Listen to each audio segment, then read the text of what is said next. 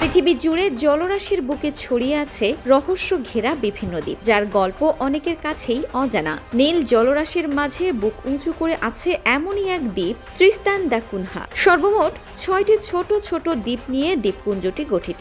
এর মধ্যে ৩টি আগ্নেয় দ্বীপ। বর্তমানে ত্রিস্তান দি কুনহা দ্বীপে আনুমানিক ২৫০ জন ব্রিটিশ নাগরিক স্থায়ীভাবে বসবাস করছেন। এখানকার মানুষের প্রধান পেশা কৃষি, আলু প্রধান কৃষিজ পণ্য। পাশাপাশি স্ট্রবেরি ও পিচ ফল এখানকার মানুষরা চাষ করে থাকেন।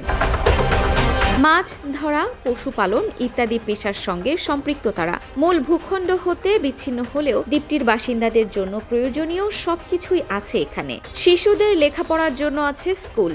দ্বীপের বাইরে চিঠি আদান প্রদানের জন্য আছে পোস্ট অফিস। প্রার্থনার জন্য চার্চ, আছে কমিউনিটি হল, ক্যাফে, হাসপাতাল, এমনকি জাদুঘর। সব মিলে যেন গোটা একটি দেশ।